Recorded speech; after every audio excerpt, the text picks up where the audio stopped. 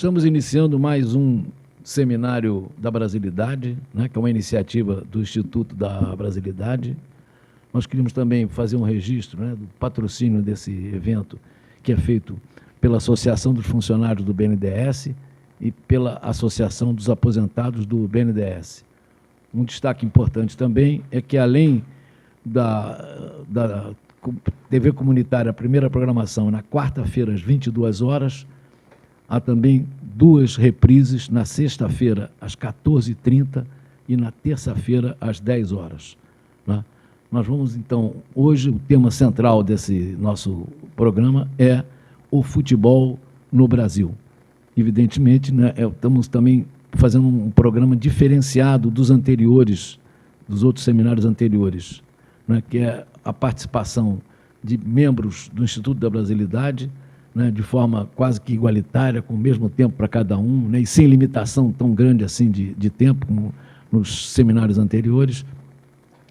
E nós vamos falar sobre futebol. Evidentemente que esse futebol que nós vamos falar, nós estamos falando basicamente, né, é do futebol brasileiro no Brasil e, consequentemente, da importância, né, do futebol na formação desse imaginário nacional, né? Esse é o objetivo. Evidentemente, vamos falar do futebol no Brasil e não voltar às origens do futebol lá 2.600 anos antes de Cristo, lá na China, né, com os tsi-tsi, né, que jogavam, chutavam a cabeça do adversário derrotado. Quer dizer, não é o nosso objetivo aqui, né? Lá os tsi-tsi, lá da China, de 2.600 anos atrás, e os maias também, né?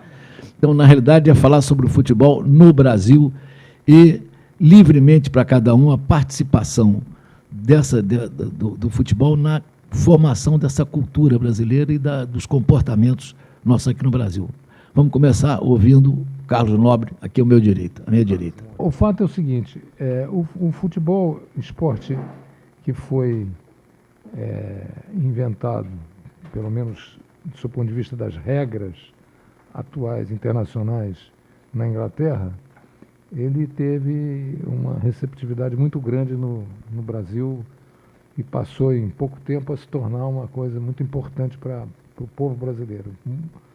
Eu acho que algumas dessas razões eu gostaria de apontar. Primeiro, o fato de que o futebol é um esporte que, pela sua organização, permite que pessoas de diferentes complexões físicas possam brilhar, possam fazer bem o seu papel, dependendo da posição que adotam dentro do campo. Você tem lugar para o grande, tem lugar para o pequeno, tem lugar para aquele que é capaz de ter uma criatividade maior e tem lugar para aqueles que têm uma explosão maior e que, portanto, se complementam essas pessoas dentro de uma equipe de futebol. E sendo um esporte coletivo, ele ajuda a consolidação de uma imagem de confraternização, congregação, disputa ao mesmo tempo, rivalidade, de uma maneira teoricamente saudável, em princípio saudável. Eu acho que isso tudo atraiu o brasileiro para o futebol e ele, junto com a sua complexão física preparada para todas essas funções que eu falei, ele adotou e o futebol passou a ter um papel importante no imaginário popular e um papel importante no conjunto das conquistas nacionais no campo do esporte, maior do que qualquer outro esporte em que o Brasil já conseguiu também algumas vitórias, mas as mais importantes foram certamente no futebol, principalmente a partir do final da década de 50, quando o Brasil assume a liderança na América do Sul, superando a tradicional liderança que a Argentina tinha a partir do final dos anos 30, o início dos anos 40 até o meados dos anos 50, e o Uruguai no início, lá na década de 20 até o começo da década de 30. A coisa também interessante é que, pelo fato de ser disputado por pessoas de tamanhos diferentes, de complexão diferente, e por ser um esporte coletivo, jogado ao ar livre, então tem dias em que está chovendo, tem dias em que está seco, tem dias em que está calor, tem dias em que está mais frio, você tem uma certa inesperabilidade dentro do futebol. O futebol tem resultados inesperados. Outros esportes não são tão assim. Por exemplo, o basquete, muito difícil que o time mais alto, mais forte, não ganhe. É muito difícil que na luta, nos esportes de luta, a vitória não venha sempre para aquele que tem uma compleição mais avantajada. No futebol, não. Você pode ter surpresas. Tanto o time mais pobre pode ganhar do time mais rico. Isso não é sempre, mas quando acontece, isso dá uma grande alegria para os seus aficionados. E essa é a razão pela qual ele se implantou no imaginário nacional e a gente precisa discutir um pouco que causas e que consequências podem ter para a nossa vida brasileira a manutenção dessa característica de ser importante para o país o futebol e, ao mesmo tempo, o que terá influenciado para que ele, que já teve uma supremacia mundial enorme, reconhecida por todos, hoje esteja no nível paralelo ou até menos abaixo de outras entidades, de outros países que praticam futebol com o mesmo interesse que a gente pratica. E para falar sobre esse assunto é que nós estamos aqui hoje. Eu proporia, em seguida, que o nosso querido Dark Costa desse a sua opinião sobre alguns aspectos importantes dessa situação, possivelmente falando sobre o papel das entidades no futebol e a questão, por exemplo, do amadorismo e do profissionalismo na direção dos clubes de futebol, porque, afinal de contas, são os clubes a origem de todas as organizações que deram sequência ao esporte brasileiro. Você não teve as federações antes dos clubes, você teve primeiro os clubes. Primeiro o primeiro clube, depois o segundo. E foi de uma rivalidade bipolar que você foi gradativamente crescendo para uma rivalidade estadual entre os estados, entre os clubes dentro do mesmo estado, depois entre os clubes, entre os diferentes estados e, finalmente, todos os clubes do futebol brasileiro reunidos numa única modalidade, forma de disputa que é o que a gente tem hoje no Brasil. Então, pediria ao Dark para dar seu palpite sobre esses assuntos aí que a gente levantou aqui. Bom, antes de mais nada, eu queria agradecer pelo esse introito que você fez, muito bem feito, que demonstra a importância que o futebol tem no imaginário brasileiro. Quer dizer, o futebol sempre frequenta o imaginário coletivo e uma criança de 5, 6 anos, 7 anos, descobre primeiro qual é o time que torce, para depois descobrir qual é que ele é brasileiro e para depois descobrir a classe social que ele pertence. No Brasil funciona dessa forma. Então, para você ver como é relevante a questão do futebol no Brasil. Mas nós fizemos uma avaliação prévia, Carlos, dos tópicos que nós deveríamos discutir aqui, né? Primeiro, analisar o porquê do apogeu e porquê da decadência do futebol brasileiro no cenário internacional. Quais as causas disso e quais as consequências? Essa mesa tem que tratar desse tema. Eu acho que esse tema é um tema importante de ser tratado. Depois, avaliar também as repercussões de algo ou de coisas que influenciaram isso, como, por exemplo, a tal lei Zico, que depois foi substituída pela lei Pelé, e a mudança que trouxe no relacionamento do atleta com o clube de futebol, e, consequentemente, com o fato de você hoje não ter mais, como tinha no passado, um time caracterizado pelos seus atletas. Hoje você não tem mais o time caracterizado pelos seus atletas. Os atletas trocam de time praticamente todo ano. Quer dizer, essa fixação da torcida com o atleta deixa de existir, passa a ser a fixação da torcida com o clube. Isso eu acho uma perda grande. Eu acho que deveria ser comentado também esse assunto, porque esse assunto é um assunto que deve interessar a quem está preocupado com o futebol brasileiro, né? Bom, o papel das entidades de futebol nacional e mundial, como é que eles interferem nesse processo, né? Como é que a FIFA interfere nesse processo e como a própria CBF interfere nesse processo e como as federações estaduais interferem no processo. Elas estão acima dos clubes na conjugação da estrutura esportiva do futebol hoje, né? Uma das coisas que eu vejo como um problema sério, porque eu sou antigo, vi o futebol no Rio de Janeiro frequentando as várzeas, frequentando os chamados campos de subúrbio. Isso não existe mais. Quer dizer, nas megalópolis, nas grandes cidades brasileiras, você tem 13 cidades brasileiras grandes hoje, com mais de 2 milhões de habitantes, você não tem mais, como tinha no passado, campos de futebol, onde os garotos iam se divertir jogando bola, né? Bom, outra coisa que é importante discutir também é o papel dos empresários. Essas figuras que entram no futebol, pegam um garoto de 6, 7 anos e já começam a estruturar a carreira desse garoto e está acima dos clubes, está acima do... Pode sentar, vem, Camarões, senta aqui também para a gente discutir isso. Tá? Esse é um evento aberto para todos nós, então traga uma cadeira e sente aqui. Outra coisa é a questão... Quer dizer, todos esses temas que estou colocando aqui são temas que nós devemos, com calma, aqui nessa mesa, procurar discutir, né? Outra coisa que me aparece problema, além do papel dos empresários, é o fato dos dirigentes. Os dirigentes são amadores. Ou, se não são amadores, agora estão inventando uma história chamada clube-empresa. Que negócio é esse de clube-empresa? O que pode acrescentar para o futebol brasileiro? Outra coisa para ser comentada é o seguinte, como isso interfere no imaginário coletivo, no imaginário popular. O que está acontecendo com o futebol brasileiro? Eu me lembro que eu ia ao Maracanã, 150, 160 mil pessoas. Hoje você, no Maracanã, se botar 60 mil, bota muito. Houve uma elitização do futebol no Brasil e isso não é comentado. Essa elitização não é comentada. Né? O preço dos ingressos hoje é muito maior do que era no passado. O papel da televisão. Como é que a Globo, por exemplo, a Rede Globo hoje estabelece os horários dos jogos em função da sua rede, em função da sua grade de programação?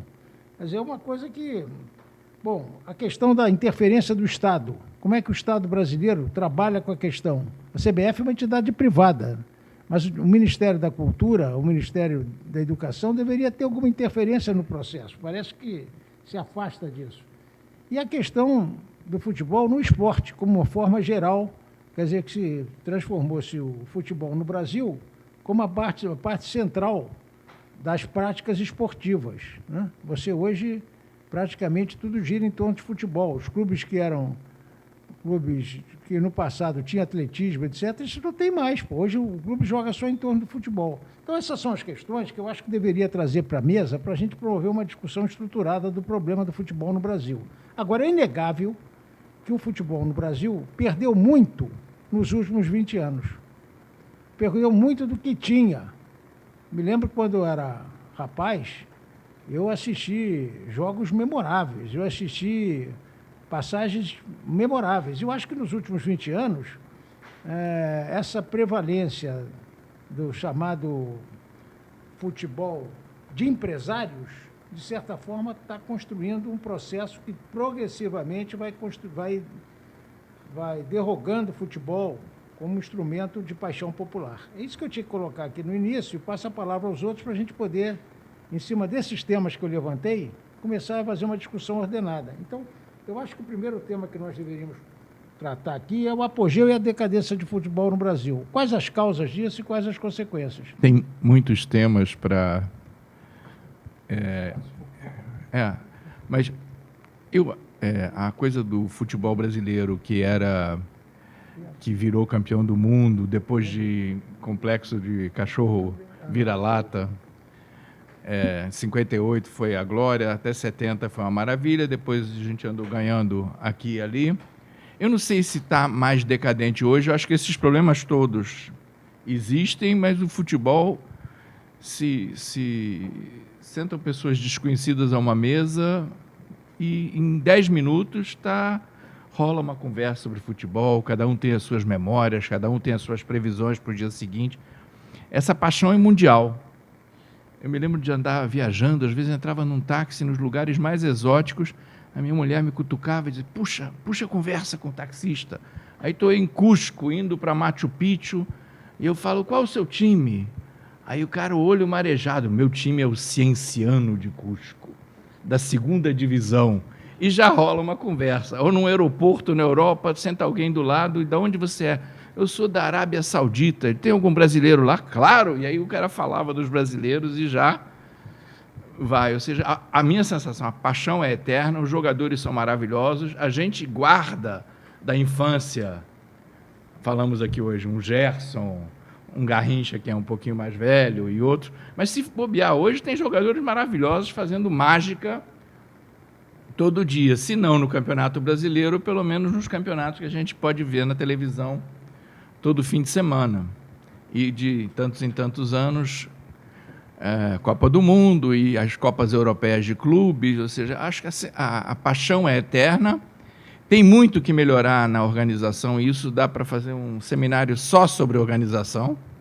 E tem a sociologia, o imaginário do futebol, que é outro assunto. Ou seja, eu não sei se eu discordei ou concordei com os meus predecessores, mas eu levantei mais algumas bolas para passar a palavra para o próximo aí. Senão... Quem quer falar, Bianca? Alguém quer falar alguma coisa? Marones. Passar para o Marones aqui. Diga aí, Marones, o que você acha do futebol brasileiro hoje? O futebol brasileiro, em relação... era uma paixão brasileira, hoje é uma paixão mundial. Ele colocou muito bem. Agora que houve, apesar de não é o esporte que eu nunca pratiquei, não tenho o menor jeito, fui 3 vezes ao Maracanã, uma coisa é nítida, por isso eu me acho muito imparcial para falar, os jogos, o Maracanã já não lota mais como antes. A figura do empresário, eu comecei agora a perceber isso, que eu tenho um colega meu, médico também da aeronáutica, o jogo para o filho dele entrar, que é um garoto que joga muito bem, tem um jogo muito forte da parte econômica com o empresário.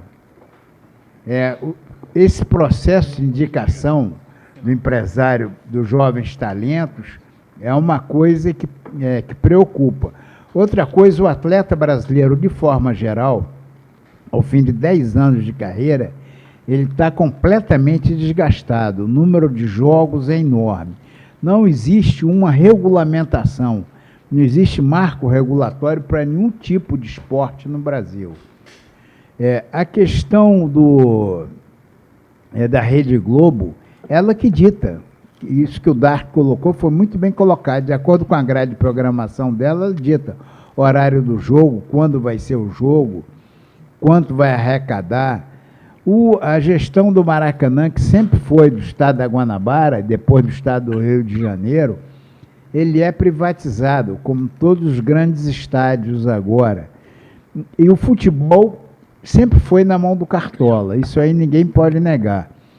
E agora está mais do que nunca na mão dos cartolas do clube.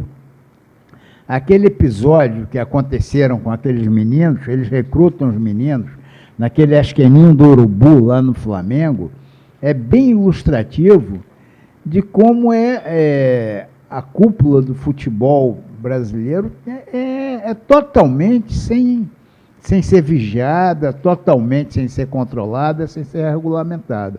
Eu acho que isso cabe à discussão, o papel do Estado nessa gestão. Estou dizendo que tem que estatizar tudo, mas o Estado tem que exercer um papel regulatório. Preciso colocar o seguinte, o futebol no Brasil começa aqui em São Paulo, né? O futebol é uma criatura que vem da Inglaterra para o Brasil, né? Charles Miller, o Fluminense é o primeiro clube aqui no Rio, junto com o Bangu, né? Então, o Fluminense e o Bangu iniciam o esporte no Brasil, aqui no Rio e em São Paulo. Eu acho que tinha o São Paulo, né? Os próprios São Paulo, paulistano, né? Então, o que acontece é o seguinte, o futebol era um esporte de elite. O esporte do futebol no Rio de Janeiro era de elite. Até 1928, 29, eram estudantes de medicina, estudantes de direito, estudantes de engenharia que jogavam futebol, pô. Né? Os ingleses jogavam futebol, era isso. E a profissionalização começa a acontecer na década de 30. Um dos responsáveis pela profissionalização é o Vasco. Né? O Vasco traz para o futebol filhos de operários, etc. Não era assim o futebol na época, né? E, com isso, o futebol na década de 30 adquire uma característica muito interessante, que passa a ser algo em que os jogadores eram pagos. O Fluminense traz o Screte de São Paulo para ganhar um tricampeonato no Rio, 33, 34, 35, né? Por quê? Porque profissionalizou, pagava. Né? E dali para frente, existia um sistema de profissionalização compatível com a riqueza do país, essa é uma coisa importante ser colocada, e tinha um sistema que tinha o salário e tinha o bicho. O bicho era um instrumento que dava ao jogador a vontade de ganhar o jogo. Porque se ganhasse o jogo, ganhava o bicho. Se não ganhasse o jogo, ficava com o salário. E o bicho, às vezes, era muito mais importante que o salário, né? Isso também acabou.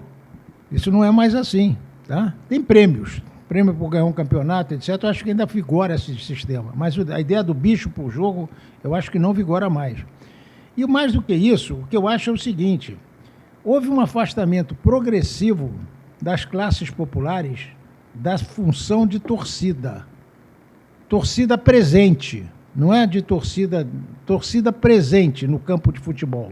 Na minha época, eu acho que o meu amigo Ricardo, do Monte, do Marones, que já temos mais cabelo branco aqui na mesa, na minha época, existia uma coisa chamada geral. Geral. Está voltando ao Maracanã agora. Vamos recriar a geral agora. Mas a geral era o espaço mais agradável do jogo, porque as figuras mais estranhas compareciam à geral. Hã? No soldado não pagava, nem soldado nem marinheiro. Entrando fardado, não pagava na geral. A geral era aberta. Quem entrasse fardado não pagava. Então o pessoal saía do campo de São Cristóvão, da Vila Militar, e assistia jogo, porque não pagava na geral. E eu me lembro de um jogo do Fluminense e Flamengo, eu era garoto, decisão de 60, eu acho, e que o Flamengo precisava, você que é Flamengo deve se lembrar disso, o Flamengo precisava de um empate para ser campeão e teve um empate. 7-3. Não, foi 60, isso foi escurinho o jogo. Eu tinha, sim, já. O primeiro jogo que eu vi já que você está falando do Rio de Janeiro, foi um Fluminense e Botafogo, decisão de campeonato de 57. Nessa decisão de campeonato, o Fluminense precisava do empate. E aos 15 minutos do primeiro tempo estava ganhando de 1-0. Quando acabou o jogo, o Botafogo tinha ganho de 6-2. Por causa do Garrincha. Garrincha acabou com o jogo aquele dia. Tá? E eu me lembro disso porque o Maracanã cheio. O Maracanã cheio. Não era o Flamengo, era o Botafogo e o Fluminense. Flamengo e Botafogo foi 6-0. Sim, dois. Teve dois. Teve um do Flamengo, outro para... Teve um que o Flamengo sentou em campo, porra. Sentou, 5-2. Quando fez o quinto gol, sentou em campo. Até hoje está na história. Peraí. Você já viu o seu time? Torcedor de Botafogo deve estar meio nervoso da atuação de ontem. Então dá esse chilique aí, atrapalha um pouco a mesa. Mas é importante que vocês... Você quando fala futebol de elite é um negócio curioso. Porque se chama pó de arroz, o torcedor do Fluminense. Que eles começaram a botar pretos e pardos e mulatos para jogar bola. E enchiam de pó de arroz para dizer que eles eram brancos. Era uma coisa profundamente elite. E o Fluminense, da origem, há dois clubes de elite. O Fluminense Yacht Clube, que é o atual Yacht Clube do Rio de Janeiro, e é o Paysandu. E também é o Flamengo. Era um esporte puramente centrado na elite. Tem um movimento também que precisa ser colocado na mesa, é que o futebol no Brasil, até 1960 e 60, se restringia a Rio e São Paulo. Existiam times de futebol em outros espaços, mas não... não, existia, mas o imaginário coletivo, o imaginário do futebol no Brasil se dava em torno do Rio e São Paulo. Os escretes eram feitos pelos jogadores do Rio e de São Paulo. Era muito difícil trazer um jogador de fora do Rio e de São Paulo para fazer parte do escrete brasileiro. Começa a se disseminar o futebol no Brasil, primeiro por Minas. O time do Cruzeiro, viu? O time do Cruzeiro, cadê o Felipe? O torcedor atleticano subiu? O time do Cruzeiro é responsável pela inserção de Minas no futebol. Mineirão. No Mineirão, etc., uma série de coisas. O Mineirão é responsável. O Mineirão tem o também. Cruzeiro, Depois tem o Cruzeiro. Então, o que eu quero dizer a você é o seguinte: um fenômeno que está acontecendo é que o futebol no Brasil está se espalhando pelo território. Hoje você tem dois times do Ceará jogando na Série A, pô. Tá? Você tem um time coisa que você era inimaginável há 10 anos atrás. Você imaginaria isso? Dois times do Ceará jogando na Série A? Santa Catarina. Dois de Santa Catarina. Hein? Time de Alagoas jogando na Série A. Então, é sinal que o futebol no Brasil tem evoluído horizontalmente. Não tem evoluído verticalmente, tem evoluído horizontalmente, está se espalhando no território. Mas eu não vejo no time do Brasil de hoje os craques que eu via no time do Brasil do passado. Não vejo. Por mais que você, Ricardo, você tenha elogiado os jogadores,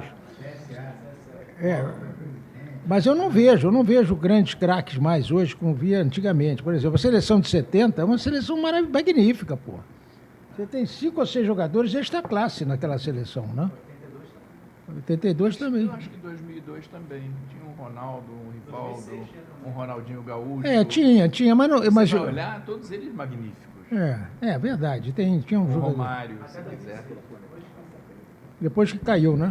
Você não quer falar, não, pô? Você vem aqui falar, pô. Fala aqui, ó. Você pega puxar a cadeira. Aqui, ó. Aqui, ó. Pera lá, pô. Não, critica, pô. Tem que criticar? Não, tem. Nós estamos querendo fazer uma mesa redonda justamente para quem está na plateia vir participar. Vem para cá. Comentário para cortar uma coisa. Olha só, queria explicar o seguinte. No início do século XX, os 2 esportes mais populares eram o remo, como vocês falaram aqui, e as corridas de cavalo. O Rio de Janeiro chegou a ter 6 hipódromos ao mesmo tempo. Mas isso se explica porque o cavalo era um instrumento de transporte, era um meio de transporte importante, seja do ponto de vista da montaria, seja do ponto de vista da carruagem, da carroça, das outras maneiras. E o remo era o transporte com auxílio de um objeto mais possível num lugar onde havia água, havia baía. Então você usava o barco com essa direção. Por isso esses 2 esportes eram populares. Com o correr do tempo, o cavalo foi sendo substituído pelo automóvel. As corridas de automóvel passaram a ter o papel preponderante que durante algum tempo teve o cavalo. Hoje, a corrida de cavalo, que eu considero maravilhosa, Era o Derby Clube ali.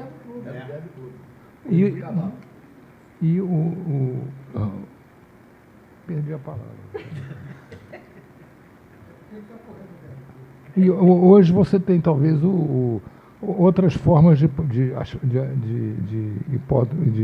esportes náuticos com menos expressão do que tinha. Sobre a questão dos campos de futebol, só para colocar isso aqui, hoje o que sobrou foi a prática do futebol de salão, que é uma maneira de você fazer o futebol num espaço menor, dentro dos clubes.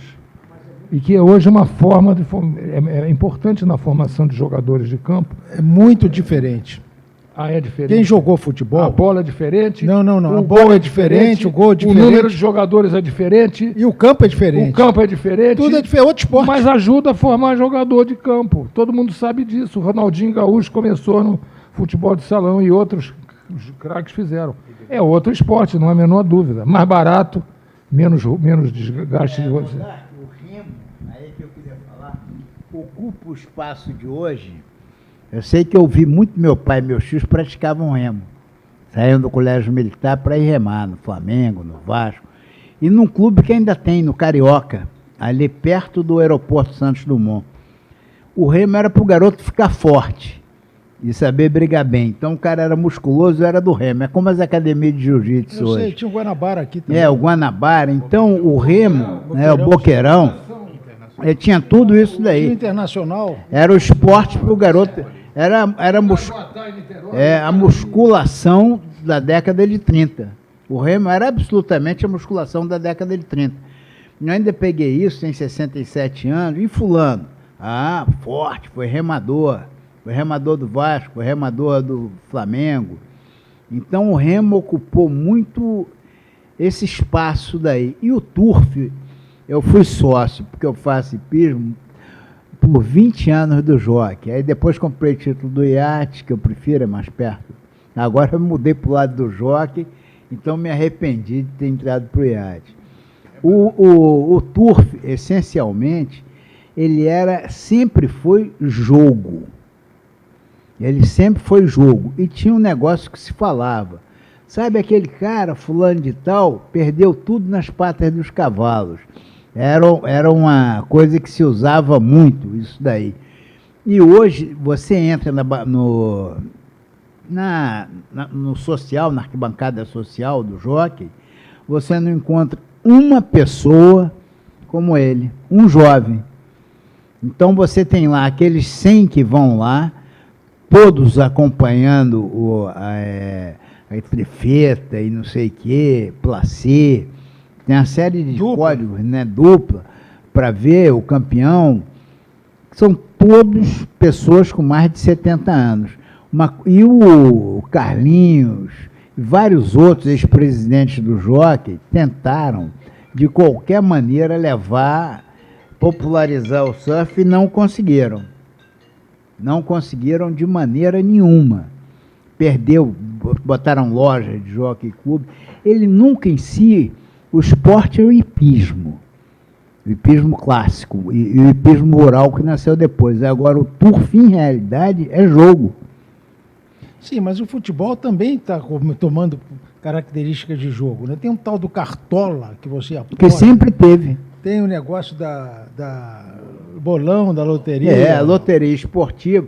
Mas, na realidade, ele é um jogo oficializado, o turf, e regulamentado como jogo. Ele não colou como jogo de bicho. Mas o objetivo do turf era a melhoria da raça equina no Brasil. Esse era o discurso. A importação do PSI. Eu fui da comissão do PSI no Ministério da Agricultura, apesar dele não ser um cavalo bom para salto, ele foi a base do brasileiro de hipismo, do BH. Então ele era uma maneira de PSI e uma maneira, cavalo continua sendo, de lavar dinheiro. Sem dúvida. Agora, o que acontece é o seguinte, voltando aqui, eu queria discutir pouco a figura do empresário. A figura do empresário no futebol. Essa figura, então, foi constituída de tal forma que ele vive em torno da busca de talentos. Do garoto pobre. Do garoto pobre, essa é que é a questão, do garoto pobre. E, na verdade, é uma espécie de uma apropriação quase escravocrata, né? Quase escravocrata do urubu, aquilo ali era uma senzala. Fala no microfone, passa o microfone para ele. Absolutamente, aquele negócio que aconteceu no chamado Ninho do Urubu, aquilo ali foi tratado como se fosse uma senzala. Até agora não tem ninguém preso. 10 pessoas morreram e não tem ninguém preso. Está um processo rolando, vai acabar como um batumuxo. Só a Justiça Militar julgou e prendeu. E o resto está todo mundo solto. A Auditoria da Marinha julgou, prendeu e expulsou um tenente e 2 sargentos. E o batumuxo até hoje está solto. E o Ninho do Urubu está todo mundo solto. E eu duvido prenderem o presidente do Flamengo. Mas o presidente do Flamengo até era colega nosso lá. Eu acho que ele não é o responsável por aquilo, não, entendeu? Mas vai pagar o pato, alguém tem que pagar. Alguém vai pagar, mas eu aposto como ninguém vai pagar. Bom, mas o problema nosso é o seguinte, o empresário é uma figura nefasta. Me parece ser uma figura nefasta. Apesar de ter discursos aí que dizem que o empresário é fundamental para manter o futebol no Brasil, né? Mas eu acho uma figura nefasta. Eu vejo, por exemplo, e outra coisa também que conspira contra o futebol brasileiro é a maneira como a mídia trata o jogador, tá? Acho que você tem que acompanhar isso, essa questão é uma questão importante. Como a mídia trata o jogador. Vira um astro e vira, por exemplo, um personagem que tem que namorar uma moça de novela, tá? Tem que se estruturar de uma forma diferente, entendeu? Então acontecem coisas impressionantes. Por exemplo, o caso do Ronaldo Fenômeno, né? Aquele caso estranho do Ronaldo Fenômeno, né? Então, peraí, pô. Você esteve envolvido nesse caso. Que ele foi filmado com travesti. Esse caso do Neymar agora é um troço emblemático. Até o aspecto que eles usam, as tatuagens, os cabelos coloridos, criaram um jogador de futebol, não virou uma figura ilustre, ele virou uma celebridade. Um artista. Um astro. Então ele é um artista em campo. E cada um deles... Não, fora de campo. Em campo e fora de campo. Começa no campo e é projetado para fora. Então mudou muito, né? Mudou radicalmente. Como, aliás, mudou tudo, né, Dar? Você veja o seguinte, na década de 40, final da década de 40, eu li um livro que era a vida de um jogador chamado Heleno de Freitas, que é um jogador do Botafogo. O Botafogo sempre foi dado a ter jogadores desse tipo, assim, Heleno de Freitas. Eu entrava no campo, o pessoal gritava Gilda, Gilda, Gilda, porque ele tinha foi aquela artista, Rita Hayworth. Gilda Crawford, eu acho, que ele passava... Gilda era o personagem. Não sei, eu sei que... Nunca houve uma mulher como Gilda. Exatamente. Mas ele jogava futebol e era um cara conhecido, tal. Ele sofria das faculdades mentais, família rica, tal. Mas era um jogador, era uma época diferente. Quer dizer, a mídia cercava o jogador de uma forma diferente do que cerca hoje. Hoje é cercado por escândalos. Preste atenção no que eu estou falando. Tudo escândalo, para vender jornal, pô. Não é para promover o jogador. Né? Eu me lembro do caso do Garrincha. O Garrincha foi para a Copa do Mundo em 62 e ele tinha 7 filhas, com a dona Nair, acho que é o nome da mulher dele. Lá em Pau Grande. Lá em Pau Grande. Ele tinha 7 filhas meninas. E aí ele foi atraído por uma criatura, Elza Soares. Ganhou a Copa por causa disso, hein? Porque ele jogou como nunca naquela Copa por causa da Elza Soares, eu acho. É verdade, pô. Eu acho que ele mesmo declarou isso uma vez, pô. Então, e ele volta pro Brasil e com aquela singeleza dele, entendeu? Garrincha, realmente, se você for analisar Garrincha, quando ele falava, hoje, depois eu quero citar um escândalo do futebol que nós médicos participamos muito. É o binômio Unimed-Fluminense, mas vou deixar para depois. Quem analisa Garrincha falando, ele é tipicamente oligofrênico, né? Ele não consegue, ele não junta Lé com Cré. Era um indivíduo que tinha um dom especial, não sei, a neurofisiologia chama isso a inteligência focal, né? Para ser um músico, para ser um atleta. Mas o Garrincha não conseguia construir um raciocínio. Bem Como diferente não? de Newton Santos. Não faz Pelé. isso, não faça isso. Quando chamaram ele para jogar contra os russos, e na Copa de 58, que era o efetivo? Era o Joel, do Flamengo, na Copa de 58. Mas lá o pessoal se reuniu e falou que o Garrincha tem que jogar. Tinha um jogo da Fiorentina que teve antes, uma preparatória, onde o Garrincha fez de tudo. Inclusive driblou toda a defesa do Fiorentina, depois Ele era perfeito. pôs a bola na linha do gol, depois saiu de novo para driblar e botou depois a bola lá dentro. Isso foi uma jogada que está filmada, pode ver isso tem esse filme desse jogo do Fiorentina. Puseram ele no campo e ele chegou para o Feola e falou para Feola, o que eu tenho que fazer? Ele falou, não, você tem que avançar pela direita, não sei o que. Ele falou, mas você já combinou com eles? Já combinou com os russos, com o Jubeck russo? Mas só que ele perguntou isso aí de uma forma séria. A história que me contam isso é que ele coisa perguntou sério. Então, o Garrincha tinha, mas isso daí é até uma coisa menor. Voltando ao escândalo do futebol que nós vemos. Falar do binômio da Unimed com o Fluminense? Eu quando saí da aeronáutica, eu queria ocupar meu tempo. E o Unimed enche o consultório, não dá dinheiro quase que nenhum, mas você vê muito doente interessante, casos raros. A Unimed, esse negócio do Celso Barro, a Unimed foi falida, a Unimed Rio, se arrasta. O Fluminense foi falido e não tem nada. E não evolui o processo, para tudo no TJ. Esse, para mim, foi o maior escândalo do futebol dos últimos 10 anos. E todo mundo diz, aquele jogador que operou o coração, Fred, acho que foi o Edson Nunes que operou, né? Não, Washington colocou um marca-passo, mas o Fred fez uma cirurgia orovalvar mesmo, foi na mitral, aórtica, não sei. E o salário dele era 800 mil. Então fica 200 para o presidente do clube, 200 para não sei quem e 100 mil para o cara. Parece que isso aí é a norma no futebol. Não, isso é outra coisa. Isso é a questão dos dirigentes. Dos dirigentes e dos cartolas, de tudo, sabe? É quem leva o jogador, quem... Então o futebol, enquanto ele não limpar, não tiver um modelo regulatório e não tiver como interferir nisso daí, ele não vai para frente. Não adianta. Mas aí tem que ter o Estado, professor. Aí voltamos tem à que ter o questão do Estado. Estado. Uma das coisas que eu acho que o futebol no Brasil deu certo foi que na época da Copa de 58, de 62, o Estado estava muito presente na questão do futebol. Muito. Tá? Eu me lembro que no próprio 70, o Paulo Maluf resolveu dar um prêmio aos jogadores que era um Fusca, para cada jogador que ganhou a Copa. Você lembra disso, não? Me lembro. E porque o futebol frequentava o imaginário dos políticos, era um instrumento de divulgação da própria atuação dos políticos. E o Brasil tinha a ideologia do desenvolvimento. O Brasil perdeu a ideologia do desenvolvimento. Isso afeta também o futebol, viu? Isso Afeta, também, claramente. afeta o futebol. Se você for pegar o número de brasileiros jogando fora, Isso é outra coisa que eu que gostaria de o comentar. número de brasileiros jogando fora é enorme. Eu Quando você gostaria pega a seleção brasileira, acho que teve um dos jogos aí que não tinha um jogador, Jogando aqui. que não tinha um jogador e nos times daqui. Eu queria não tinha escutar nenhum. um pouco o Carlos Montes sobre isso.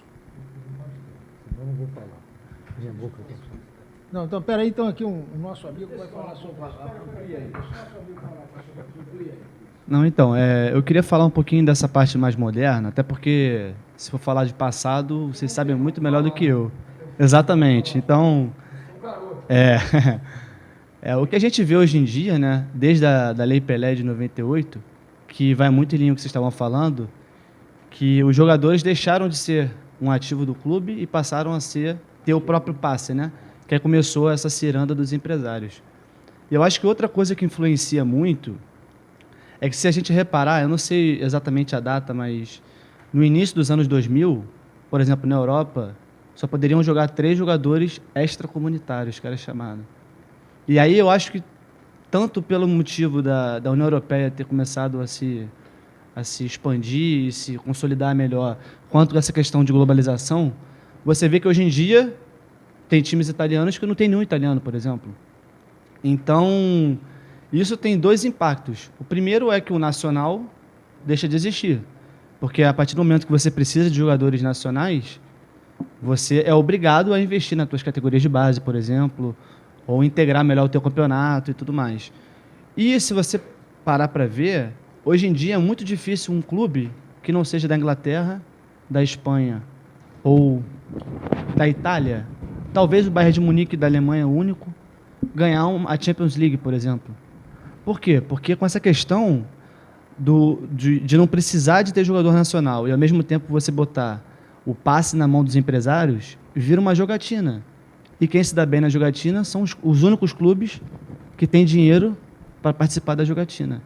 Então, você tinha um campeonato espanhol antigamente, eu vou dar um exemplo do clube que eu torço na Espanha, que é o Atlético de Bilbao, que é um clube micro do País Basco, que até hoje, para você jogar, você tem que ser basco, ou parente de basco, ou ter sido formado nas categorias de base de um clube basco.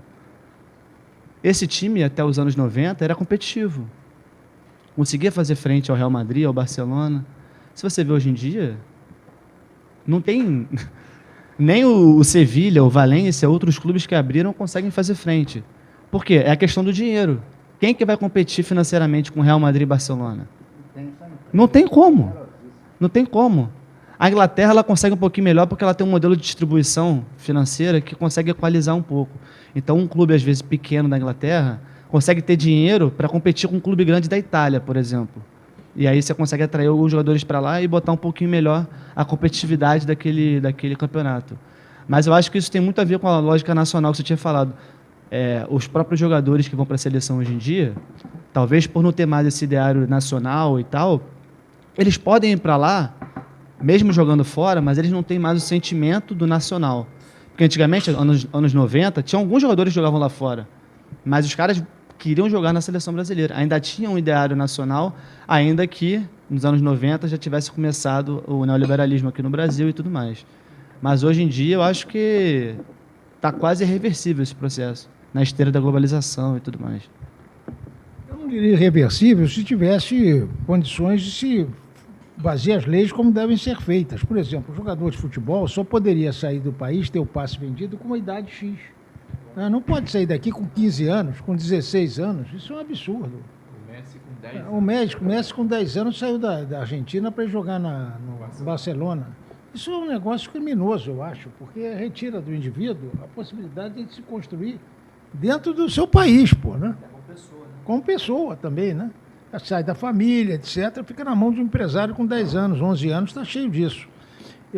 Por mim, eu achava que devia ter uma lei que nós deveríamos limitar a permanência do jogador no Brasil até os 23, 24 anos. Só poderia sair depois de 23, 24 anos.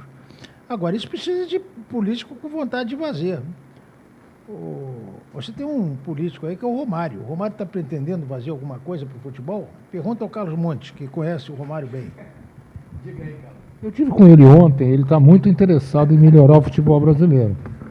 Está procurando alguns peixes em conjunto com ele, lá no Congresso, e parece que uma das pessoas que ele está melhor agora aquela do PST, como é o nome? Do PSL. Joyce. Então, uma mulher que tem peito, então ela vai poder ajudar o Romário a desenvolver essa ideia dela, entendeu?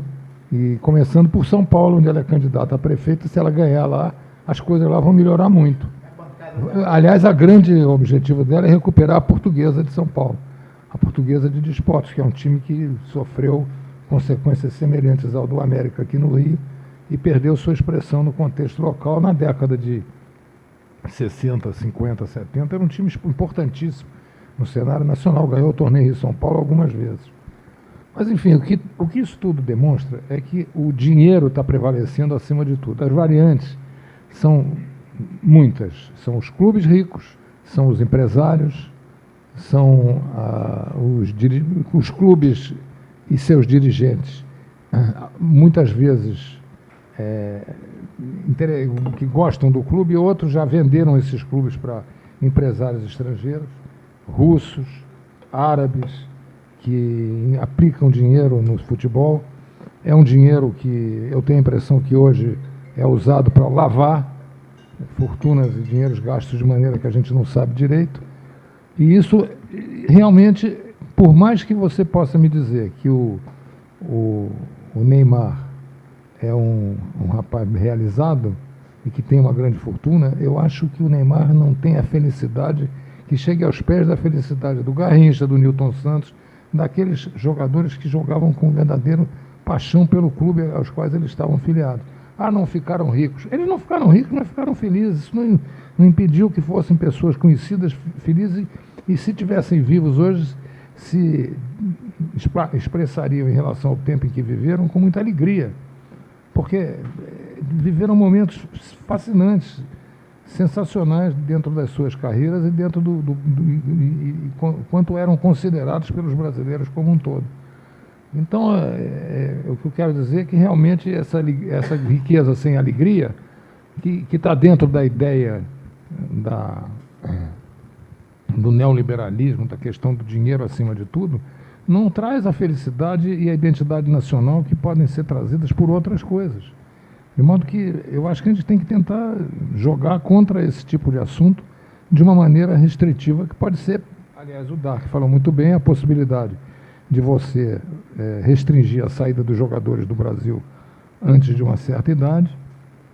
A outra possibilidade, talvez, seria de reduzir a importância dos empresários na vida desses rapazes por outros sistemas. Hoje em dia, inclusive, os clubes estão fazendo o sistema de ter uma multa rescisória no caso da saída do jogador antes do final do contrato que eles assinam, e que é um contrato que pode ser por 5, 6 anos, quando o rapaz ainda está nas divisões inferiores.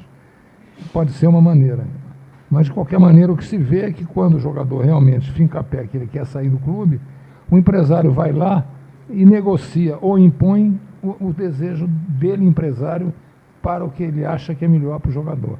Então, isso deixa a gente muito desanimado. É claro que eu pessoalmente, estou extremamente preocupado com o meu clube. É um clube que já teve uma posição de destaque no cenário nacional e hoje está numa situação de pré-falência. E eu acho que não sai disso. Vai para o mesmo espaço desses outros clubes que acabaram, como o América do Rio de Janeiro, como a Portuguesa e outros por aí que deixaram de existir. Vai acabar. Vai acabar. Se você quer saber qual é a saída do Botafogo de hoje para amanhã, só tem uma: é vender o Matheus Nascimento, com 15 anos de idade, para a Europa. É a única saída. Não pensa que vai vender. É o jogador que está jogando no nosso Sub-17, que foi a final da Taça Rio agora, e que é o grande esperança do Botafogo, que é um jogador de ataque fabuloso que nós temos lá. Vão vender. Vão fazer uma pré-venda por 50 ou 60 milhões para pagar as contas até o fim do ano. Espere e verá. Espere e verá. Você concorda? Ela é torcedora do Internacional. Internacional, não? Você não acha que isso que eu falei pode acontecer? Espera aí que vai aparecer um torcedor. Você não acha que isso que eu falei pode acontecer? Ó, eu acho que pode acontecer, até porque o meu time também está mais ou menos nessa situação aí. Meu time está mais ou menos nessa situação, eu sou Fluminense. Então, eu acho que se juntar o Vasco, o Botafogo e o Fluminense, não dá metade do Flamengo na saúde financeira. Mas o que eu... Não, eu acho que o Flamengo está equalizado. O Flamengo tinha um problema que era estrutural, que era o quê? Ele tem muito torcedor. Se você botar cada torcedor do Flamengo para dar R$1 por mês, pô, os caras conseguem enrolar a dívida deles muito fácil. Não, sim.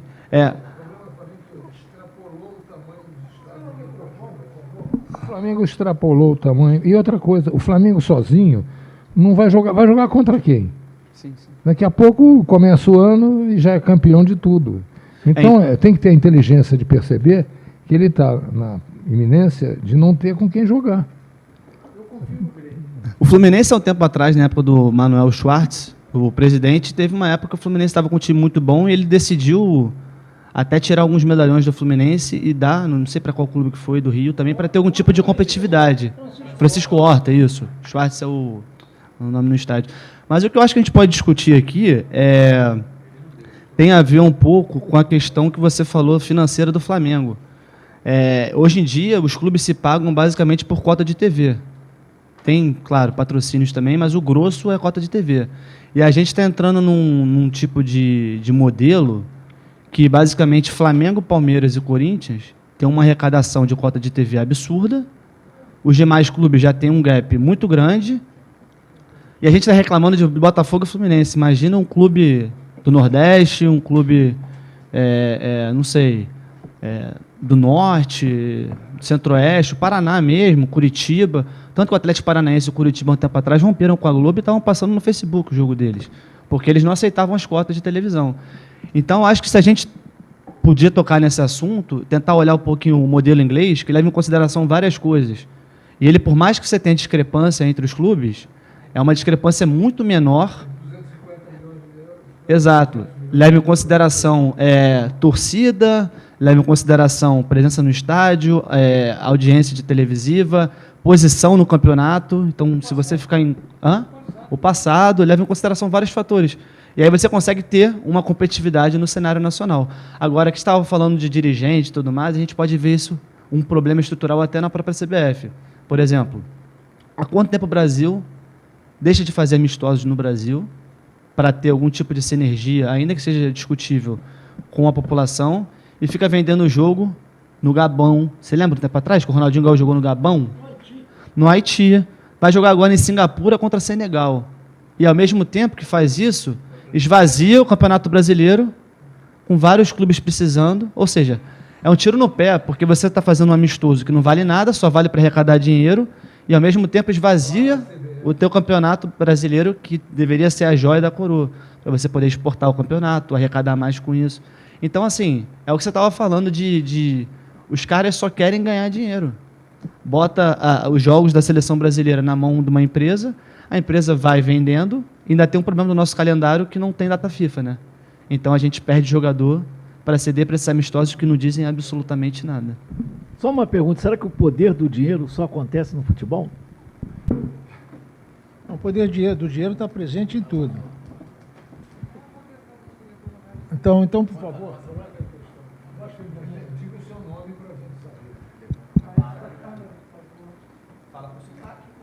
Ai, meu Deus, Danilo. Então, meu nome é Amanda e eu queria fazer uma questão que é: como vocês enxergam a relação entre o futebol e a política no Brasil? O espaço das torcidas como espaços de debate político importante, momentos importantes da história brasileira e até de interação entre as pessoas. Esse espaço que se perde a partir do momento em que o ingresso é um preço assim que o trabalhador, trabalhadora não tem condição de pagar. E, no máximo, vai assistir o jogo no bar e aí vai encontrar gente, conversar. O jogo que ninguém quer ir é o que ele pode ir. Ele reduz o ingresso e aí vai. O problema básico é o seguinte: houve uma elitização clara do futebol. Isso por questões da FIFA. A FIFA construiu esse processo. Você vai a um estádio de futebol, tem que seguir as regras da FIFA. E as regras da FIFA botam todo mundo sentado numa cadeirinha, tá? Com lugar marcado, etc. e tal. Eu peguei o Maracanã com 170 mil pessoas. Fla-Flu, esse Fla-Flu que eu te falei. Peguei um jogo do Brasil com o Paraguai antes da Copa de 69 que eu fui.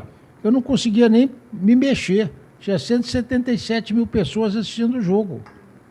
Agora, hoje, você se coloca 60 mil pessoas, coloca essas 60 mil pessoas, das quais pelo menos umas 8 mil recebem ingresso do clube. Né? Recebe ingresso do clube. Tá? O clube que vivia de bilheteria, que dava... Acabou. Essa ideia da bilheteria pagar o jogo, etc., acabou. Aliás, se você for ver, a maior parte dos jogos dá prejuízo. Tem que ser bancado por outras coisas. A bilheteria não paga. E a questão da política no futebol, ela nunca foi tão estruturada. Ela nunca foi estruturada no Brasil. Houve tentativas várias de se usar o futebol para a política, nunca bem sucedidas, hein? O mais bem sucedido foi aquele que foi dirigente do Vasco, Eurico Miranda. Ele conseguiu ser deputado, porque era... Patrícia Amorim. Não, eu não conheço vários que foram, não.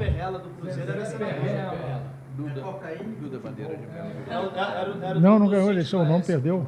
O Duda perdeu a eleição. Mas estão falando de política, é espaço de debate político. Ah, não. Espaço de debate político, eu acho que não existia esse espaço de debate político no futebol no Brasil. Acho que não. Tá? Eu acho que, por exemplo, você teve momentos de polarização aqui, como 63, tá? O futebol não era espaço da polarização política. Tá? Como hoje. Hoje o futebol, o máximo que se faz é vaiar o Bolsonaro quando entra num campo lá qualquer. Ou a Dilma. Escolhe quem você quer, escolhe e vaia. Tá? Agora, o que eu acho importante entender é o seguinte: o futebol, aliás, o Romário é uma exceção. Mas o Romário veio mais pela figura dele de classe popular do que pelo futebolista, acho eu, hein? Eu acho mais pela figura de popular do que futebolista. Como ele foi um grande jogador, é um jogador que entrou no imaginário do povo. Romário, Pelé, todos esses caras entraram. Agora eu queria fazer... Amanda, você é gaúcha? O Inter, eu vi a história, não sei se é verdade ou se é lenda. Minha mulher, quase ex-mulher, é Inter doente. E tem um grupamento de gaúchos, 5 milhões de gaúchos, que vão ao bar de Copacabana sempre assistir quando o Inter está jogando. Você colocou, vai todo mundo para o bar. O Inter pode jogar aqui no Maracanã, que vai todo mundo.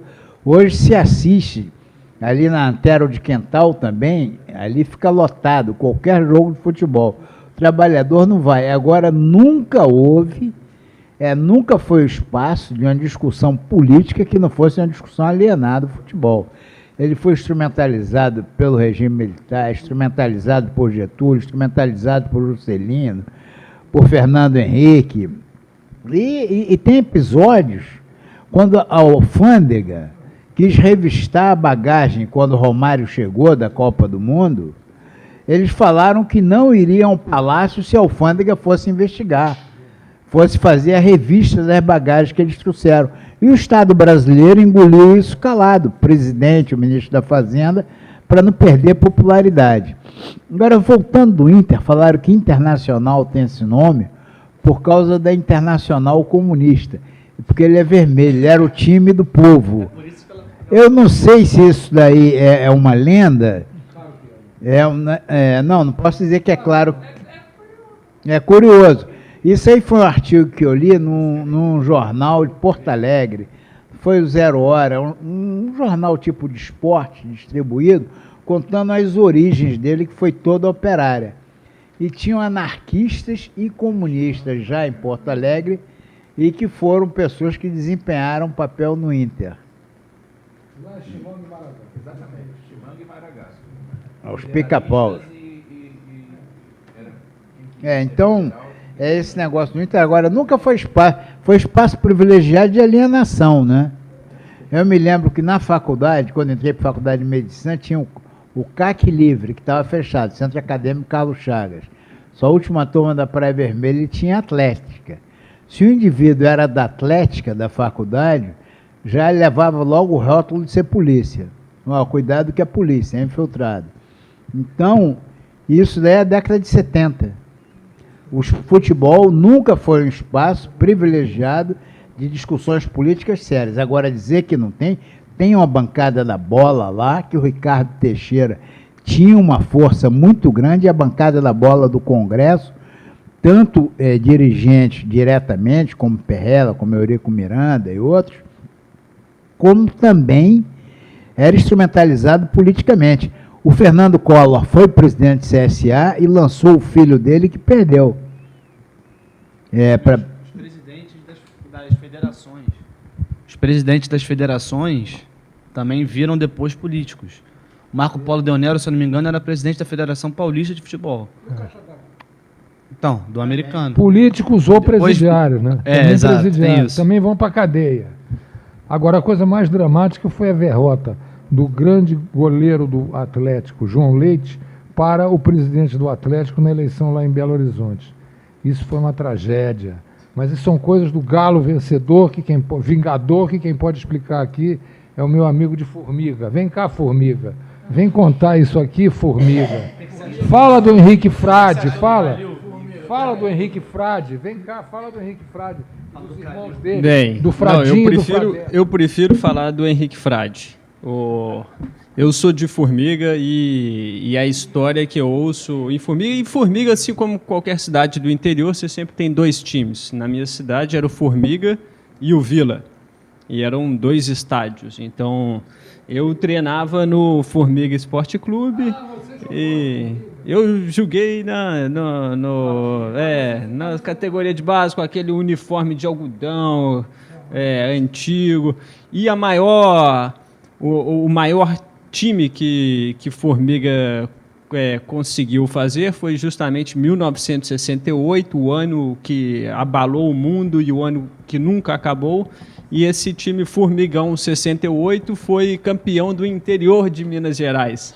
E venceu o Cruzeiro, venceu o Atlético, e venceu o Democrata, o Tupi, o América. E só não foi o campeão, ficou com o título de campeão do interior, porque já nas retas finais, na reta final, os jogadores do Formiga foram comprados por vários grandes times, principalmente aqui do Rio de Janeiro, e o maior de todos foi o Henrique Frade, que foi um goleador no Formiga e depois veio para ser um goleador também aqui no Rio de Janeiro, no Flamengo.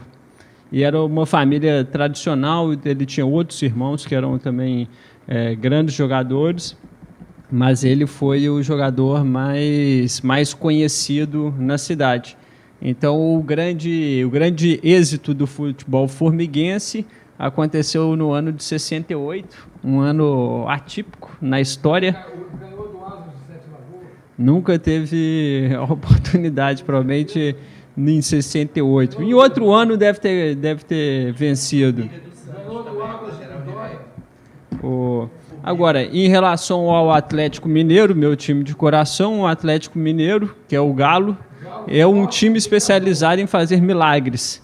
E no ano de 2013, 13 é Galo, e o Galo saiu ganhando e fazendo milagre na reta final da Libertadores, da Copa do Brasil, e foi chegando, quando viu, o Ronaldinho Gaúcho estava se tornando ídolo em um novo time. E ele jogou muito. Hoje em dia, talvez seja o principal marketing que o Atlético tem lá fora, seja justamente o Ronaldinho nessa passagem meteórica pelo Atlético. Não, agora eu estou falando do Atlético. Você diria que o Calil se elegeu por causa do Ronaldinho? Eu diria que o Calil se elegeu, em parte, pela vitória de 2013 e não só porque ele repetiu um feito que o pai dele havia realizado como um grande presidente do time. E no início da eleição era muito curioso, porque eles falavam com o Calil: Calil, você não vai ser eleito o prefeito, porque nenhum cruzeirense vai votar em você. E ele sempre foi um sujeito muito... mais do que incisivo. Ele alardeia e bota fogo em qualquer situação. E ele respondeu: eu vou ser eleito e eu não preciso de voto de nenhum cruzeirense. E acabou sendo eleito e acabou tendo voto de cruzeirense. E aí sim, com um discurso que era o discurso de que ele não era um sujeito político, que ele não fazia parte da politicagem brasileira, luta contra a corrupção. A versão mineira, quando você pergunta ao mineiro se é sim ou não, ele responde: é válido. Nem diz sim, nem diz não, diz é válido. Então foi com essa versão que ele se candidatou. Viva a Formiga, viva Henrique Frade, viva o nosso amigo Felipe. Então, na realidade, essa história do dinheiro, né, acho que a mesa radicalizou um pouco com isso, né? Achar que o dinheiro só funciona no futebol, né? Mas enfatizaram, né? E na realidade, O vôlei também eu vou, coisa, o basquete também é a mesma coisa. a música está a mesma coisa, a política está a mesma coisa, pô.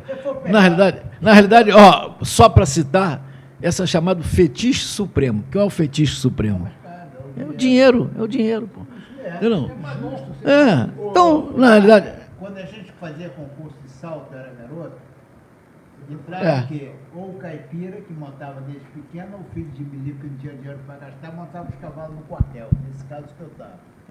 E hoje, na hípica, só vai competir saltando acima de 1,20 m quem tem $60 mil para comprar um cavalo, que é quanto salta um cavalo que salta 1,30 m. Então, quem é a seleção brasileira de pismo? Eram os 3 filhos de Gerdau, a Cristina Gerdau, que era a mulher dele, era o... era tudo... Aquele cara que casou com a Cristina Onassis. Aquele dali dono, o Doda é filho também do dono de uma dessas fábricas aqui de alimentos fortíssimas. Então não tem, isso daí acontece no vôlei, isso aí aconteceu no tênis. Você não vai ver uma tenista hoje, como foi a Maria Esther Bueno, dela, do talento dela, que representou... Ela tinha dinheiro também. Tinha dinheiro, mas não foi o dinheiro que determinou ela. O Neco, que é o Garrincha do hipismo, não foi o dinheiro. Ele é filho da classe média. O Neco é filho da classe média. Então, não tem... Agora, hoje você pega todos os campeões, tanto de salto como de adestramento, são ricos. Porque tem uma coisa, quando o cavalo começa a pular a partir de um ponto, o preço fica estratosférico. só para lembrar, quer dizer, para ver se a O gente Jockey encerrar. só monta peão. Peão brabo, peão que montou em pelo quando era garoto. Ah, mas joga, aquilo ali não é hipismo, aquilo ali é o cavalo, dispara e vai, é jogo. Aquilo ali é como manga larga. Manga larga não é cavalo, é um animal que ninguém conseguiu definir. Não trota? Desculpe, meu pai foi comissário de corrida, nunca jogou na vida dele. Eu vou ao jockey por prazer, jamais joguei e não gosto de jogar. Meu negócio não é jogo. Agora, tem gente também que perde dinheiro com outras coisas. Perde dinheiro em roleta, perde dinheiro em mulher. Perde dinheiro em outras coisas. Entendeu? Então, e aliás, esses velhinhos que estão lá no jogo sobreviveram a todas essas crises. Eu vou lembrar uma ficaram história, duros com a... uma história interessante aqui, Conta. que é a do Flores da Cunha. Conta, Flores Dark. da Cunha, que é da terra dessa moça aí, veio ao Rio de Janeiro e foi hospedado num hotel chamado Minalba, que fica ali, ainda existe esse hotel ali na Gomes Freire, de 5ª categoria. E o Getúlio soube disso. Falou: como o cara que foi presidente da província vem para o Rio de Janeiro, eu que fui presidente da República, está hospedado lá, nesse hotel. E aí, manda o Oswaldo Aranha, vai lá buscar ele, leva ele para o Hotel Glória, ou para o Copacabana Palace. No dele lá não, o Estado paga isso. E aí ele foi lá. O Oswaldo Aranha foi lá e pegou ele. No táxi, o Oswaldo Aranha perguntou: mas como é que o senhor está numa situação dessa, pô? O senhor foi presidente da província, pô, e está num hospital, num hotel de 5ª categoria. Falou, estou sem recursos, pô. Virou o Flores da Cunha para ele. O senhor sabe a minha vida, né? Eu vou a Buenos Aires muitas vezes e tal, e sempre apostei em águas muito lentas e mulheres muito ligeiras. Então eu fiquei sem nada. As patas dos cavalos muito lentas e as das moças muito rápidas. Essa é a frase. É. Podemos encerrar, então, a mesa? Só para... Ricardo. Vou tocar num ponto que eu acho que também é importante, que é o calendário do futebol brasileiro. Se a gente fizer uma conta de mesa de botequim, a gente diz assim, são 52 semanas por ano, 4 de férias, 48 semanas sobram para jogar futebol. Aí você imagina, quantos jogos pode fazer o jogador que mais joga no ano? Um jogo e meio por semana dá 72 jogos. Então tem que fazer a conta ao contrário. O Campeonato Brasileiro são 38 jogos. A Copa do Brasil, para o time que ganha, que já entra entre os últimos, uns 10 jogos. Uma Libertadores também dá uns 10, 12 jogos.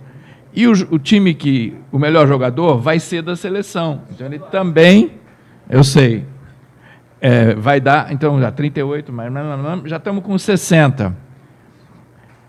Que o jogo da seleção seja numa data em que não tenha jogo de clube e esse jogador jogue 80 jogos, que ele se estopore. E aí você diz assim, quantas datas sobram para um calendário bem feito para o campeonato estadual?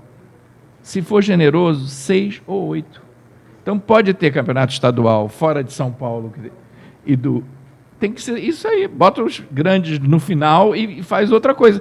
Porque não adianta fazer um calendário que a data FIFA não funciona lá e não funciona cá. Tem que ser data FIFA, não pode ter jogo nenhum de clube. E assim por diante. Se organizar isso, acho que já melhora muito. A renda na Inglaterra, acho que o time que mais ganha e o time que está na zona do rebaixamento, acho que a proporção é 2-1 ou 3-1. No Brasil, se pegar o time que mais ganha no momento, o Flamengo está bem administrado, blá, blá, compara com o 20º time da primeira divisão, a proporção deve ser... Não é 10-1. Não é mesmo? Não, Flamengo... Eu sei que, por exemplo, Flamengo que tem o dobro da torcida do Fluminense, tem mais do dobro da receita porque está melhor administrado no momento. Então tinha que ter um mecanismo que não dá essa diferença toda. Agora, isso acontece só no Brasil? Não. O Bayern tem mais do dobro do dinheiro do segundo, a Juventus tem mais do dobro do segundo, que também é muito bom, e assim por diante. Então, se quiser começar a organizar, tem que começar pelo calendário, além de organizar todo o resto do país, que também está fazendo falta.